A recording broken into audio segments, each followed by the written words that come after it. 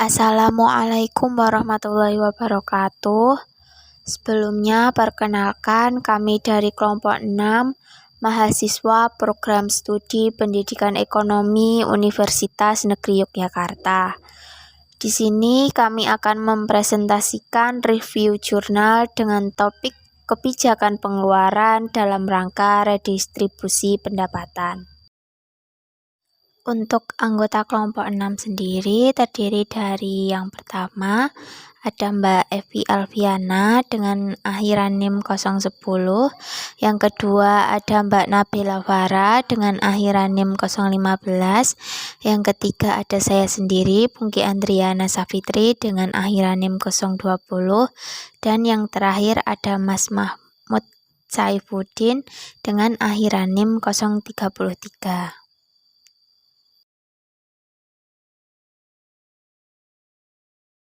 Kemudian untuk judul jurnal yang kami review yaitu Income Redistribution in Latin America, a Microsimulation Approach, yang dikarang oleh Arancibia Romeo dan Christina.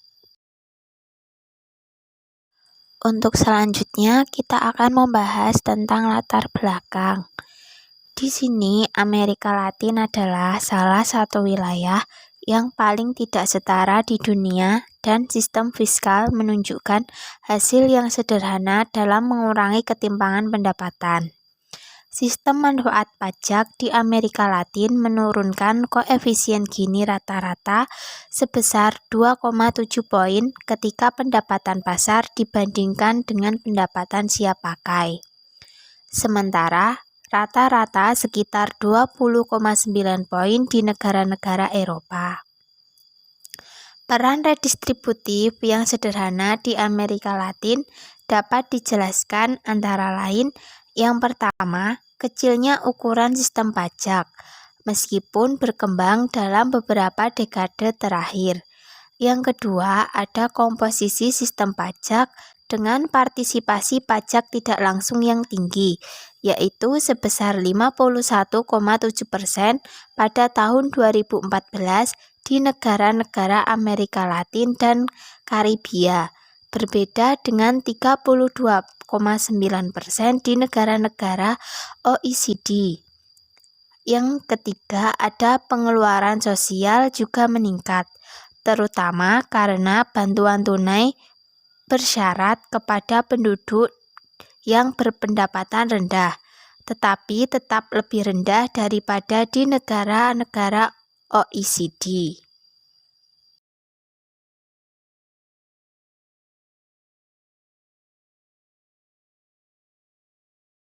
Baik, setelah latar belakang penelitian, berikutnya yaitu permasalahan. Permasalahan dalam penelitian ini yaitu apakah pengaruh pajak dan tunjangan terhadap distribusi pendapatan di 6 negara dalam Amerika Latin sudah sebanding. Berikutnya yaitu research pertanyaan yang terdiri dari 1. Apa saja variasi pengaruh tunjangan pajak terhadap ketimpangan pendapatan dan kemiskinan di Amerika Latin? Yang kedua, di antara 6 negara di Amerika Latin, manakah yang menunjukkan tingkat ketimpangan tertinggi?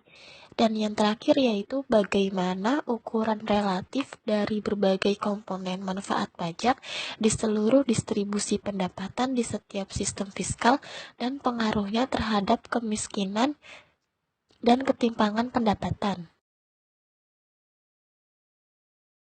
Selanjutnya yaitu tujuan.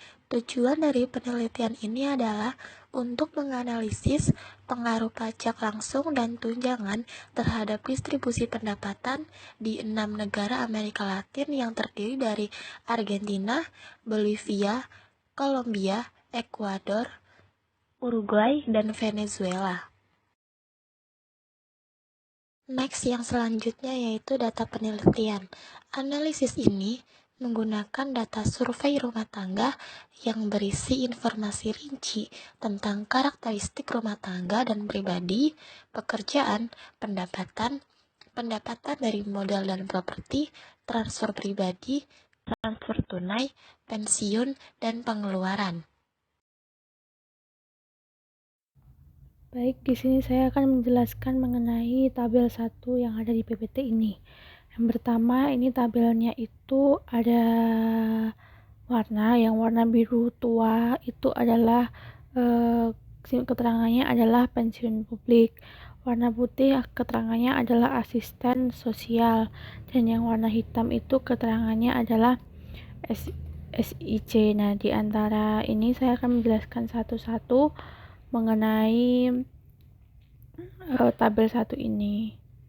Di dalam tabel 1 ini adalah ada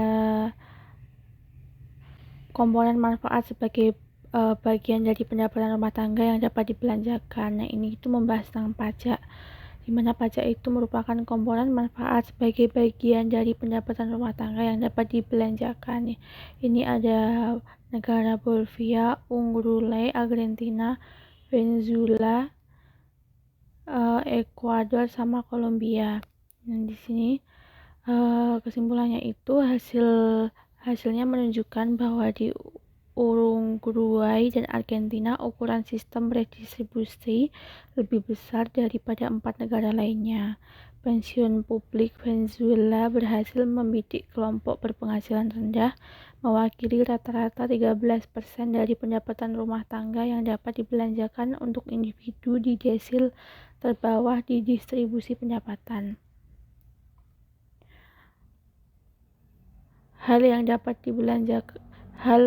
Hasil Venezuela adalah karena sistem pensiun non-iuran yang dimulai diterapkan sejak tahun 2006. Di sisi lain, Kolombia dan Argentina gagal dalam menargetkan rumah tangga berpenghasilan rendah melalui pensiun publik yang mewakili rata-rata 1% dan 2% dari rumah tangga yang dapat dibelanjakan.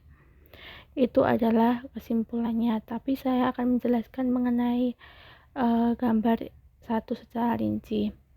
Di dalam gambar 1 tadi itu juga menunjukkan bahwa terkait bantuan sosial, Argentina berhasil mengalokasikan tunjangan kepada individu di desil terbawah, di mana transfer ini mewakili rata-rata 28% pendapatan rumah tangga yang dapat dibelanjakan.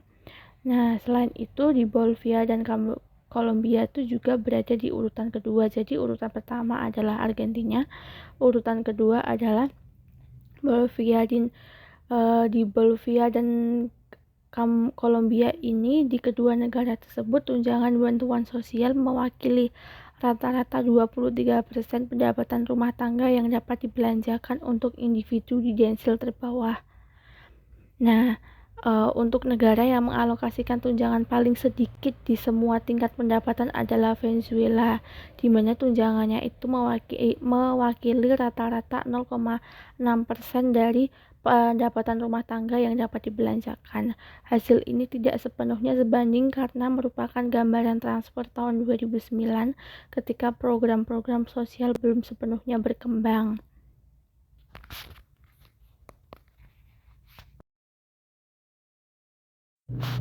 Di dalam tabel 2 ini menjelaskan mengenai indeks Gini di antara 6 negara yang ada di Amerika Latin.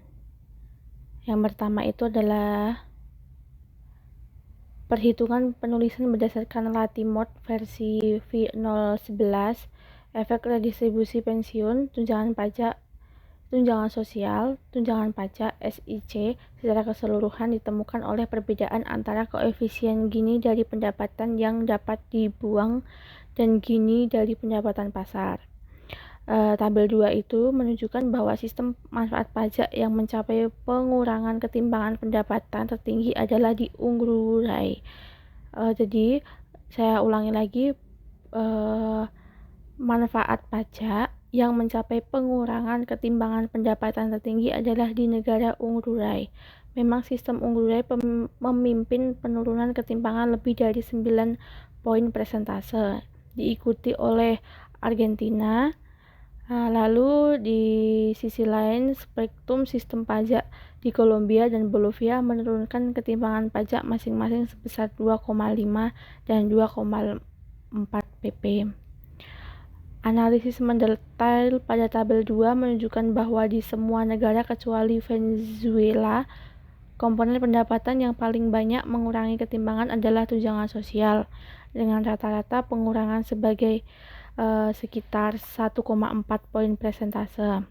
Pengaruh diperoleh dengan menghitung selisih antara koefisien Gini pendapatan yang dapat dibelanjakan dan koefisien Gini dari pendapatan yang dapat dibelanjakan dikurangi tunjangan sosial.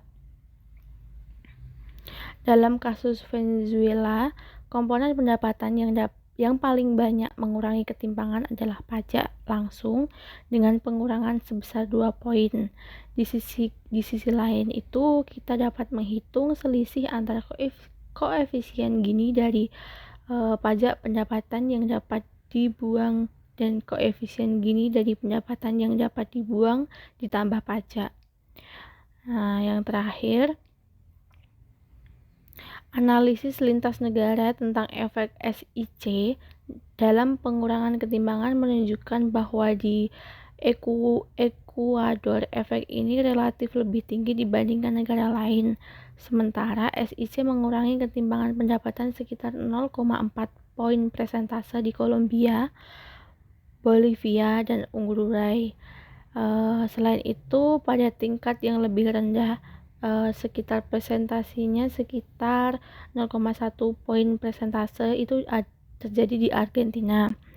Kejadian di Ekuador jauh lebih tinggi, terhitung untuk pengurangan ketimpangan sebesar 1,3 poin persentase. Dalam hal ini, Gini dan dari pendapatan sekali pakai dibandingkan dengan Gini dari pendapatan sekali pakai ditambah SIC.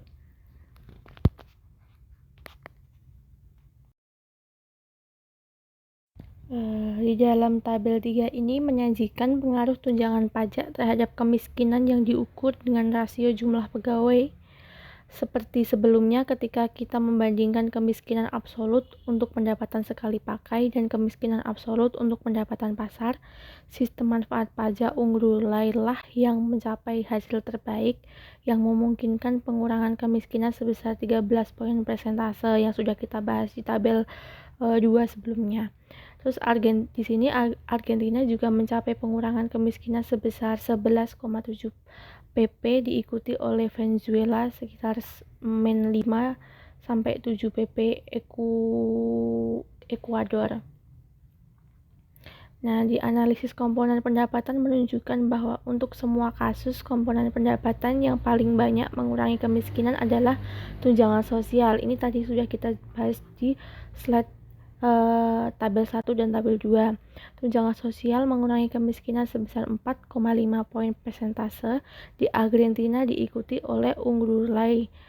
Nah, terus sehabis itu di Kolombia dan Bolivia manfaat sosial menyumbang pengurangan kemiskinan 1 poin persentase, sementara efek di Venezuela ini kecil. Efek pajak di SIC di sisi lain sangat sederhana seperti di sebagian besar negara dan cenderung meningkatkan kemiskinan. Jadi di tabel 3 ini ketemu jumlah kepala kemiskinan, garis kemiskinan 5,5 dolar PP per hari.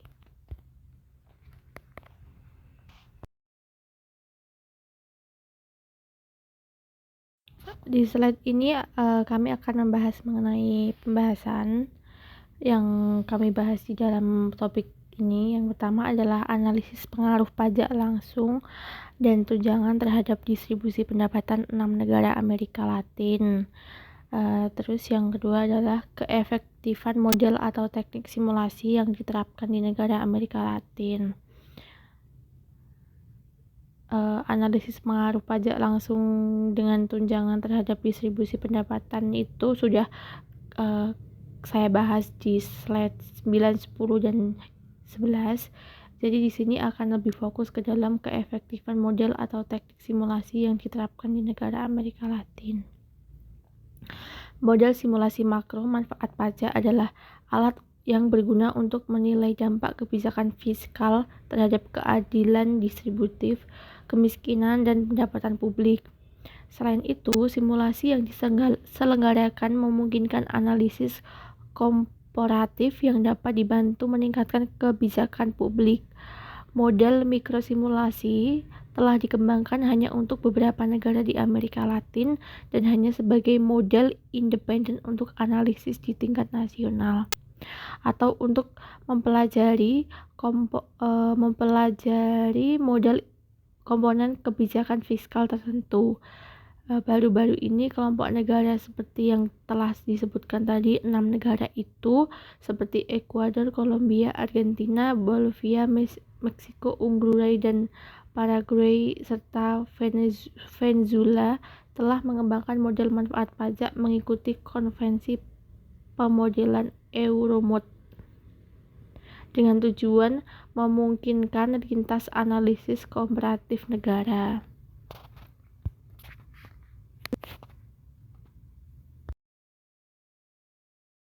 Untuk kesimpulannya adalah setelah kami paparkan materi yang sebelumnya sudah disampaikan, kami mendapatkan kesimpulan bahwa tentunya studi ini menggunakan teknik yang untuk menganalisis pengaruh sistem tunjangan pajak terhadap kemiskinan dan ketimpangan di 6 negara Amerika Latin seperti negara Amerika, Bolivia, Kolombia, Ekuador, Uruguay, dan Venezuela.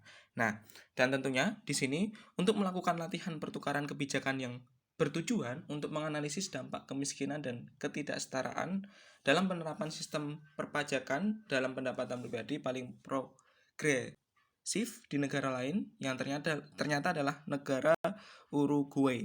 Tantangan untuk mensimulasi dan membandingkan kebijakan antara 6 negara Amerika Latin ini memungkinkan kami untuk memberikan sejumlah temuan menarik. Apa aja?